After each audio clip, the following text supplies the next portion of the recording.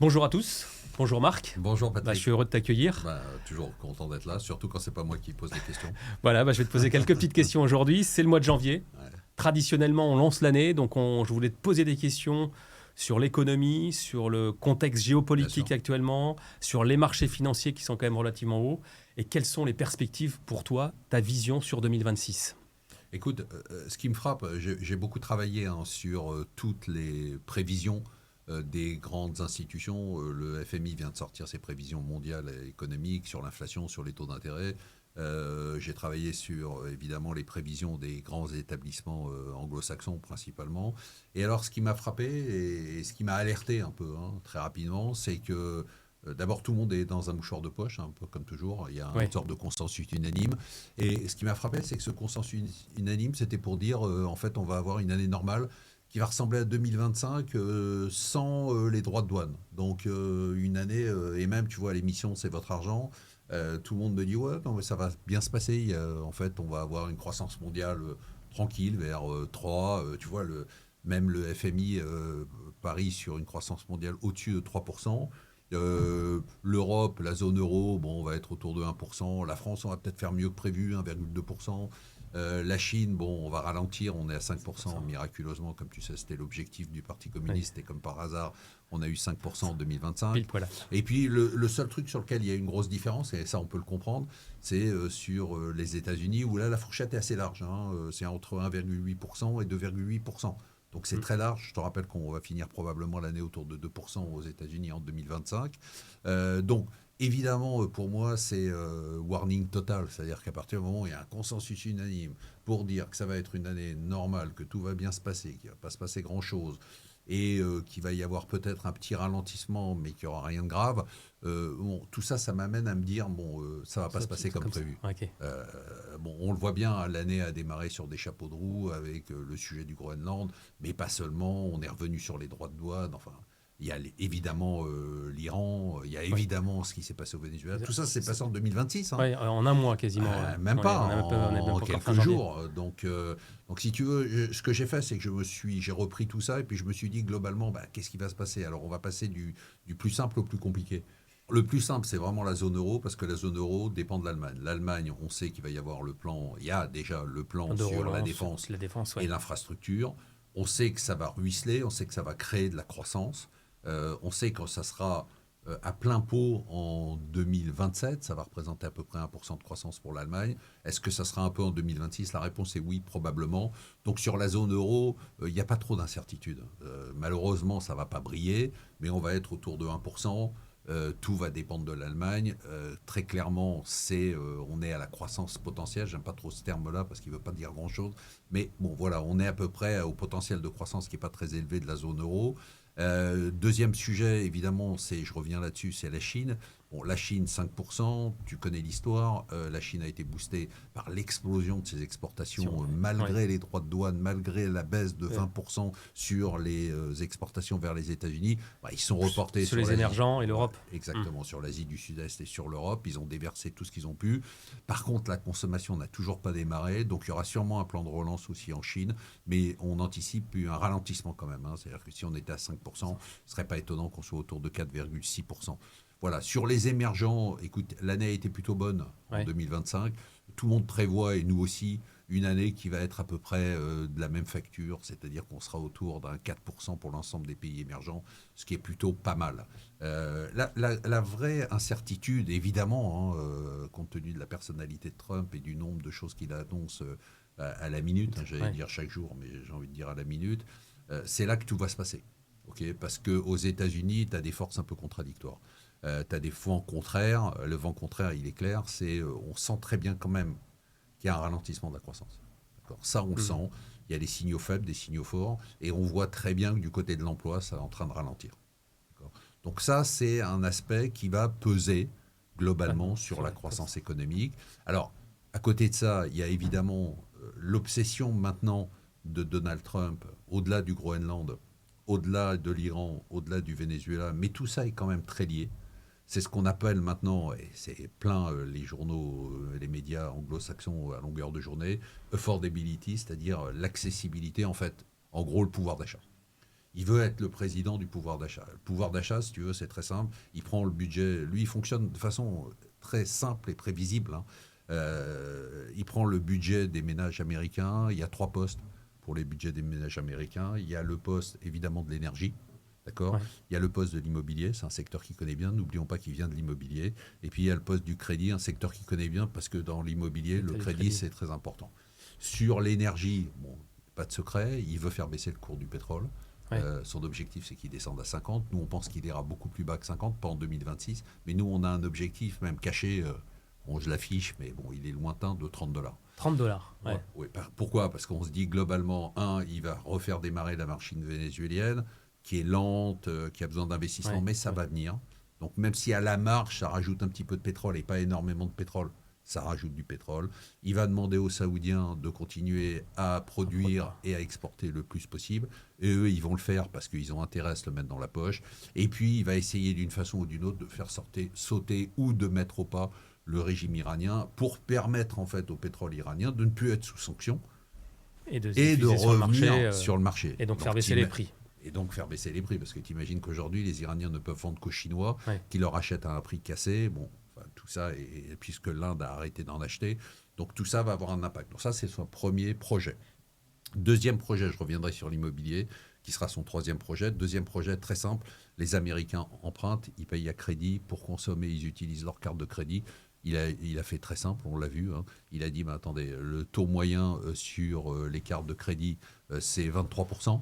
Il y a même pour les couples et les ménages les plus faibles, les plus fragiles, eh bien, on leur demande 36%. Vous êtes des voleurs. On va mettre un cap à 10%. Bon, comme d'habitude, tu connais son principe. Il dit peut-être 10% pour essayer d'avoir 15%. Bon, mais en tout cas, il va redonner du pouvoir d'achat par le crédit et rajouter aussi peut-être son chèque de 2 000 euros par Américain. Donc là, il résout entre guillemets un peu le problème du crédit. On va y revenir. Le problème du crédit, c'est aussi le problème des taux d'intérêt. Si tu permets, on en parlera tout à l'heure. Important. Et puis le troisième, c'est l'immobilier. Alors l'immobilier, c'est quoi? C'est le crédit. C'est les taux d'intérêt, on va en parler. Et puis je pense qu'il va annoncer des mesures spectaculaires sur l'immobilier. Des mesures folles, mais qu'il va pouvoir mettre en place. Je pense qu'il va lever des contraintes réglementaires sur la construction. C'est un promoteur immobilier. Il a toujours détesté qu'on lui mette des contraintes environnementales, réglementaires. Et donc, je pense qu'il va lâcher la bride à la promotion immobilière pour qu'il y ait une offre pléthorique et donc pour faire baisser le prix de l'immobilier. Donc voilà ces 3 chantiers. Et les élections à mi-mandat, est-ce que ça peut impacter quand même cette stratégie-là Ça, c'est la relance par la consommation. D'accord. Et ensuite, c'est pour ça que je suis très surpris, tu vois, quand on dit année normale, je dis les gens ont quand même oublié, tu as raison de le préciser, qu'il y a les élections de mi-mandat, des élections qui sont, alors tu vas me dire, il n'a que des obsessions, oui, il n'a que des obsessions, qui sont son obsession. Parce que je pense que les gens ne réalisent pas que globalement, s'il perd la Chambre des députés, il n'a plus de majorité, il est bloqué. Et non seulement il est bloqué, mais je pense qu'il va avoir un déluge d'actions en justice contre lui. Un déluge. Et il l'a dit d'ailleurs, hein, il a réuni tous les députés et sénateurs républicains. Il leur a dit, les gars, battez-vous sur le terrain, il faut qu'on gagne les élections, parce qu'ici on ne gagne pas les élections. Moi, je peux être impeached. Impeached. Hein, donc, quelques problèmes de conflit d'intérêts sur pas mal de sujets. Plein de problèmes de conflit d'intérêts et puis même de légalité sur toutes les mesures qu'il a prises, y compris le Venezuela, y compris ce qu'il fait en Iran. Enfin, tout ça est toujours borderline. Donc, nous, notre anticipation, elle est qu'aux États-Unis, les forces vont un peu s'annuler. Il va y avoir des éléments positifs, des éléments négatifs. Et nous, on n'est pas du côté de ceux qui pensent que la croissance américaine va être très forte. Donc, si tu veux, pour faire très rapide, notre vision... Alors, si tu veux, il y a deux choses. Il y a le conjoncturel et le structurel. Nous, on n'a pas changé d'avis depuis 15 ans. Depuis 15 ans, on dit et on répète, on est sur une courbe descendante de la croissance mondiale. On va vers un monde à croissance molle et peut-être un jour, un monde à croissance zéro. On en reparlera un autre jour. Mais donc, nous, on pense qu'on est sur ce ralentissement structurel de la croissance mondiale. Je te donne juste un élément que je répète en permanence, c'est la démographie. Là, si tu veux, ok, j'en parlais, je peux passer un peu pour un obsessionnel aussi sur le sujet et radoter sur le sujet. Là, on vient d'avoir les chiffres sur la Chine.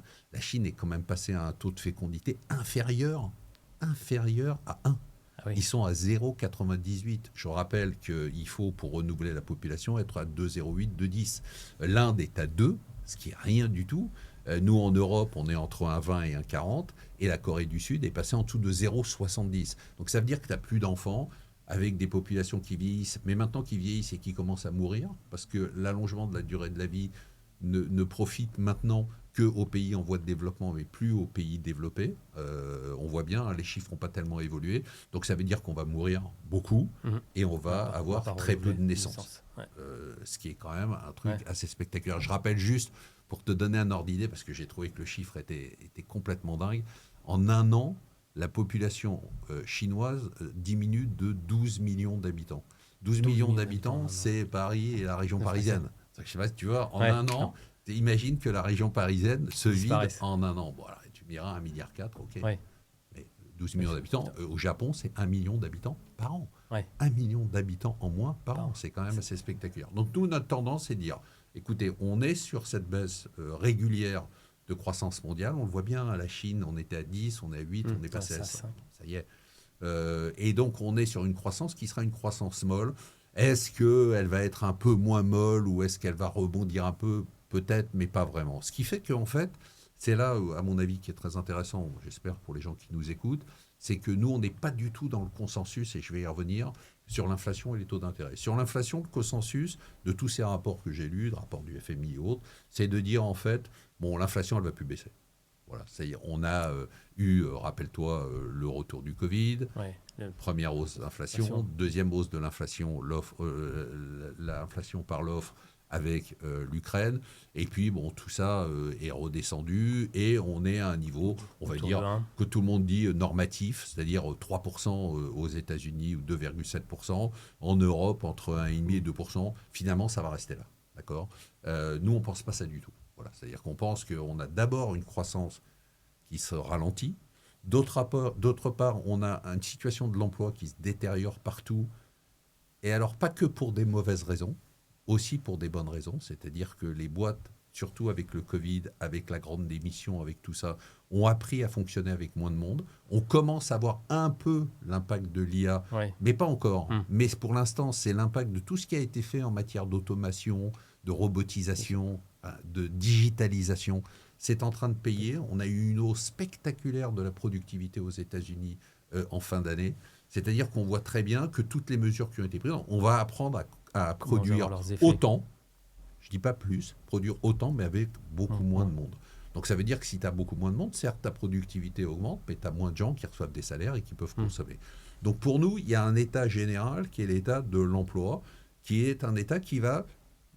Là aussi, c'est vraiment structurel, tu vois, et qui va décliner. Alors tant mieux, parce que, si tu veux, il y aura de moins en moins d'emplois, mais il y aura de moins en moins de population active du fait de la démographie.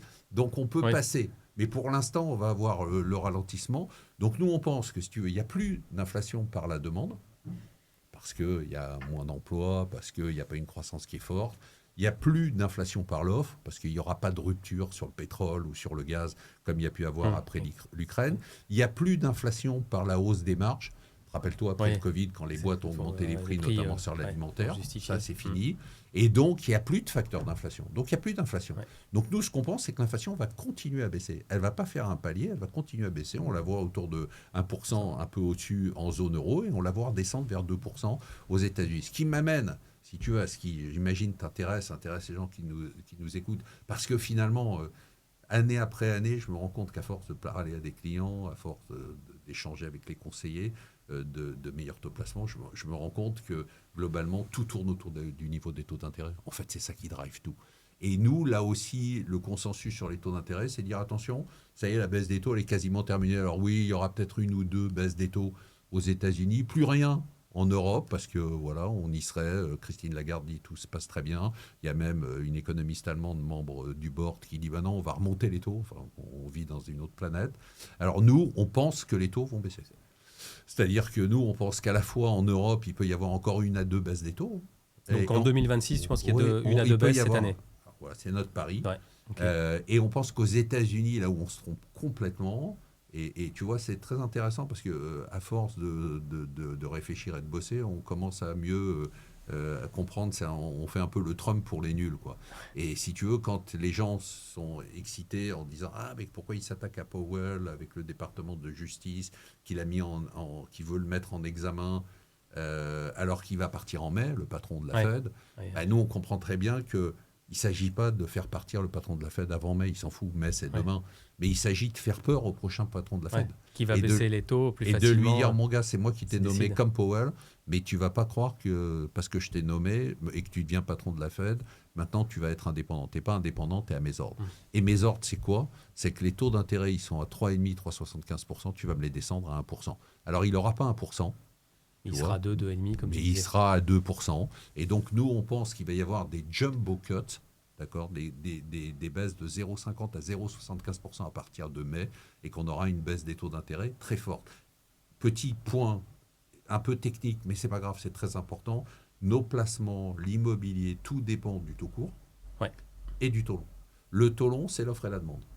Évidemment, si tu baisses les taux d'intérêt trop rapidement alors que l'inflation n'a pas baissé, normalement, les taux longs remonte. Sauf qu'il va demander à la Fed non seulement de baisser les taux courts, mais aussi de faire du quantitative easing, c'est-à-dire de racheter du papier pour faire baisser les taux d'intérêt. Et là, ça revient à ce que je te disais tout à l'heure sur les 3 compartiments du budget des ménages. Évidemment, si tu fais baisser les taux courts, tu fais baisser les taux longs, tu améliores le crédit et tu améliores l'immobilier. Voilà. Donc c'est ça, la boucle un peu est bouclée.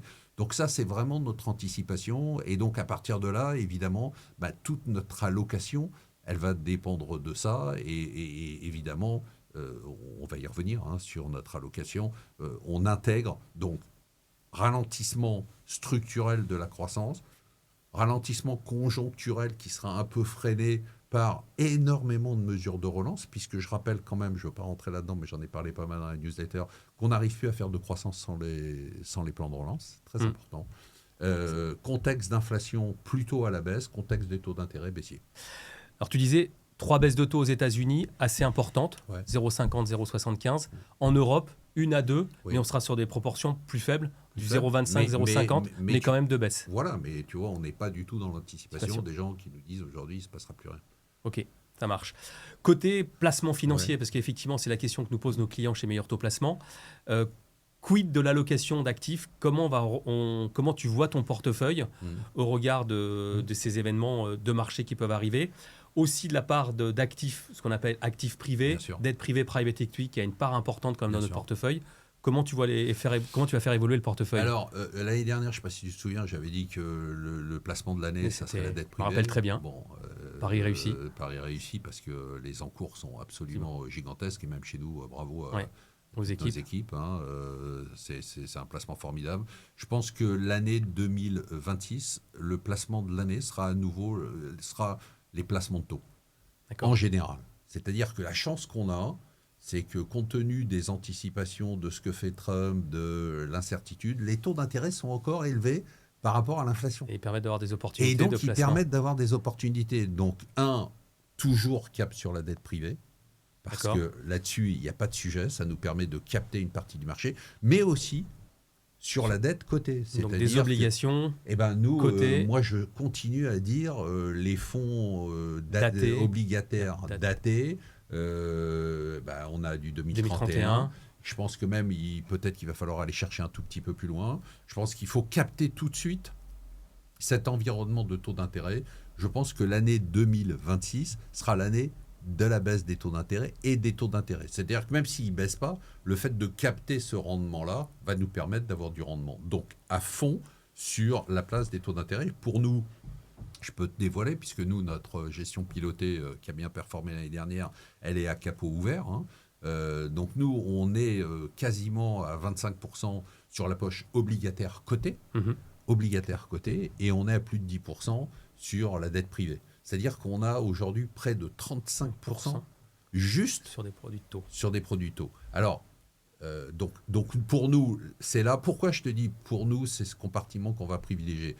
Alors, on a plus de doutes sur le compartiment action. D'abord parce que, comme on le disait avant de commencer, les actions sont un peu au niveau le plus haut. Parce qu'il y a quand même, ok, je ne sais pas si on va pas se battre pour savoir si ça répond à une définition de bulle ou pas bulle, mais on va dire que les valorisations de l'IA ils sont assez... sont extrêmement exigeantes. C'est-à-dire qu'il faut vraiment que ça continue à croître, mais que ça continue à croître dans des proportions qui sont énormes pour qu'on maintienne cette valorisation-là. Donc nous, ce qu'on a fait, là, voilà, je donne notre point de vue, on est descendu sur la poche action. Donc on est sur une poche action qui tourne autour de 20%, un peu plus, côté, je parle action côté, puisque évidemment on a une partie private equity, j'y reviendrai. Et on a augmenté notre cash qui est rémunéré en fonds euros pour l'instant. Et on attend en fait très clairement une opportunité d'entrée. C'est-à-dire qu'on envisage qu'il y ait une correction de 10 à 15%, probablement dans les mois qui viennent. Je ne suis pas Madame Irma, mais je veux dire 10 à 15%. Et on veut en profiter. Donc on a constitué un pool de liquidité, d'accord, qui est assez important, qui est plus important que ce qu'on a d'habitude, qu'on a stocké pour l'instant dans du fonds euro, qui est bien rémunéré d'ailleurs, pas trop mal, pour nous permettre de re-rentrer sur la poche action. En gros, si tu veux, sur la poche action, côté, on est autour de 20%. L'idée, c'est de revenir vers 27-28%. D'accord. Et éventuellement, si ça dégageait encore plus, peut-être un peu plus. Donc voilà pour, si tu veux, les deux poches principales. Alors évidemment, donc, sur les poches non cotées, j'en ai déjà parlé, on a une partie dette privée.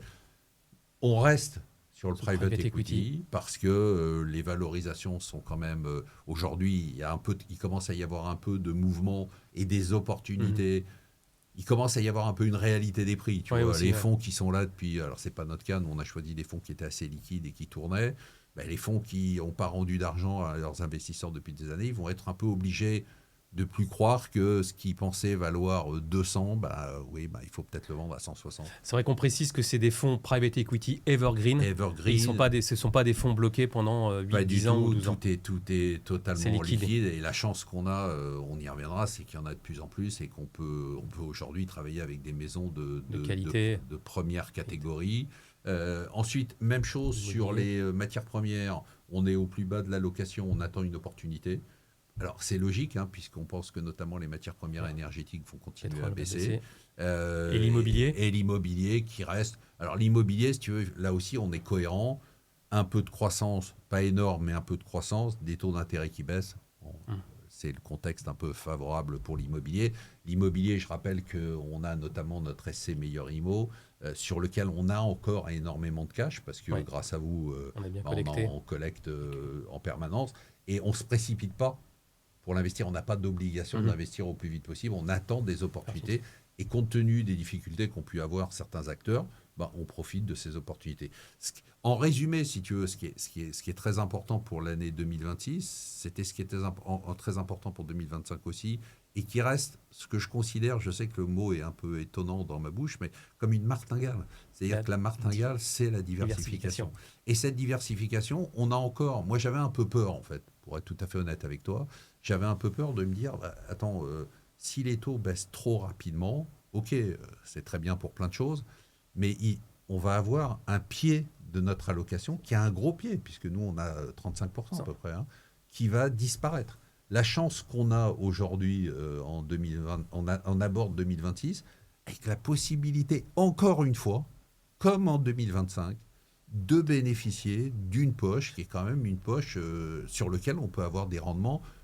On peut avoir, sans prendre de risques démentiels, du 5, du 6, et sur la dette privée, évidemment, du 8-9, mais on va en mettre qu'une petite partie pour ne pas prendre trop de risques. Et donc, on a un mix qui peut nous donner une poche qui peut nous rapporter entre 5 et 7%. C'est bon à prendre. Exactement, surtout sur un profil équilibré. C'est fantastique. Et donc, on a cette opportunité qui est une opportunité énorme sur laquelle, évidemment, aujourd'hui, on est encore plus optimiste qu'on l'était en début 2025. Tu évoquais éventuellement des marchés actions qui peuvent baisser. Il y aura des opportunités. Quid de la parité euro-dollar? Parce qu'on a vu quand même l'année dernière que les marchés américains ont bien poussé, mais si on repasse sur de l'euro, là par contre on a annulé toute la performance. Donc quelle est ta vision sur parité euro-dollar en 26? Ce que tu dis, tu as bien fait de le préciser, c'est très important. Pourquoi? Parce que effectivement, je prends un exemple, hein, le S&P qui était quasiment au-dessus de 15%, l'euro qui a pris 13%, en euros, tu te retrouves avec un S&P, tu as fait 3%. Ouais. Donc, en fait, on a fait un choix qui était choix drastique, nous. Tu te rappelles, on le comité d'investissement, il y a quelques mois, on a dit non, nous, on n'est pas là pour jouer sur le marché d'échange. On ne fait pas du spiel. Nous, ce que veulent nos clients, c'est d'abord qu'on essaye, pas de garantir, hein, évidemment, mais de préserver leur capital. Je rappelle, nous, la gestion pilotée, le but, c'est de préserver le capital et de faire du rendement qui correspond au profil. Et donc, nous, on n'est pas là pour jouer. Aujourd'hui, tu veux les anticipations sur l'euro, c'est dire ça va faire 1,20. Certains disent non, ça ira beaucoup plus bas, ça va faire du 1,25, 1,30. Écoute, moi je sais pas. Je veux dire, je viens du marché d'échange et je sais qu'à un moment donné, c'est la règle même du marché d'échange. Il y a 50% de chances que ça monte, 50% de chances que ça baisse. C'est comme ça. C'est un marché qui est extrêmement bien arbitré. C'est pas un marché imparfait.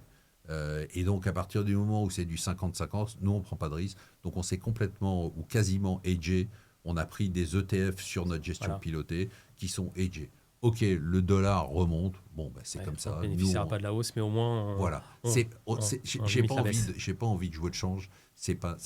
D'abord, c'est pas notre métier. Et dans une allocation, pour un client de base européenne, ce qui est la majorité de nos clients, je veux dire, la base, c'est l'euro. Donc, nous, on veut de la perf en euros. Et c'est vrai que c'est important que tu précises, chez Meilleur Taux Placement, la gestion pilotée est quand même, sur la partie liquide, est constituée d'ETF.